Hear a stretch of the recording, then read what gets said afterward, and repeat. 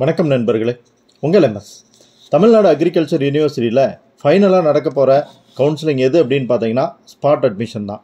Spot அட்மிஷன்னா என்ன? Tamil Nadu agriculture யூனிவர்சிட்டியோட இணைப்பில் இருக்கக்கூடிய ப்ரைவேட் காலேஜஸ்க்கு மட்டுமே நடக்கக்கூடிய கவுன்சிலிங் தான் இந்த ஸ்பாட் அட்மிஷன் அப்படிங்கிறது. அதனோட உறுப்பு கல்லூரிகளில் இருக்கக்கூடிய காலி இடங்களாகவே இருக்கும். இந்த ஸ்பாட் அட்மிஷனில் ஸ்லைடிங் சிஸ்டம் எல்லாம் இருக்காது. இந்த ஸ்பாட் அட்மிஷனுக்கு என்ன பண்ணுவாங்க அப்படின்னா, எந்தெந்த இடங்கள் காலியாக இருக்குது, எவ்வளவு இடங்கள் வேகன்சி இருக்குது அப்படிங்கிறத வெப்சைட்லேயும் போடுவாங்க, நியூஸ் பேப்பர்லேயும் தகவல் கொடுத்துருவாங்க.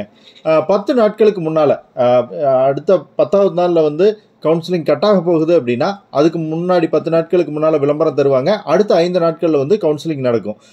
கவுன்சிலிங்க்கு நீங்கள் நேரடியாக போக வேண்டியிருக்கும். தேவையான சர்டிஃபிகேட்ஸ் எல்லாம் எடுத்துக்கிட்டு போயிட்டீங்கன்னா அங்கே உங்களுக்கு கவுன்சிலிங் நடக்கும். கவுன்சிலிங்க்கு 1:10 கால் ஃபர் பண்ணுவாங்க, அல்லது அதுக்கு மேலேயும் கூட கால் ஃபர் பண்ணலாம். அங்கே நீங்கள் உங்களோட சர்டிஃபிகேட்ஸ் எல்லாம் கொடுத்து நீங்கள் உங்களோட அட்டெண்டன்ஸ் எல்லாம் ரெடி பண்ணி உங்களை ரேங்கிங் அடிப்படையில் கவுன்சிலிங்க்கு கூப்பிடுவாங்க.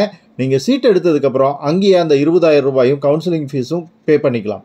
அதுக்கான வசதிகள் யூனிவர்சிட்டிலேயே செஞ்சு கொடுத்துருப்பாங்க. மேனேஜ்மெண்ட் கோட்டாலிருந்து நீங்கள் கவுன்சிலிங் கோட்டாவுக்கும் மாறிக்கலாம். அப்போ மேனேஜ்மெண்ட் கோட்டா வச்சுருப்பாங்க. ஸோ இப்படி இந்த கவுன்சிலிங் நடந்து முடிஞ்சுது அப்படின்றதுக்கு அப்புறம் வேக்கண்டாக இருக்கக்கூடிய மேனேஜ்மெண்ட் கோட்டாவை ஃபில் பண்ணுறதுக்கு அடுத்த 5 நாள் டைம் தருவாங்க. அந்த 5 நாளுக்குள்ளே கவுன்சிலிங் முடிச்சிடணும்.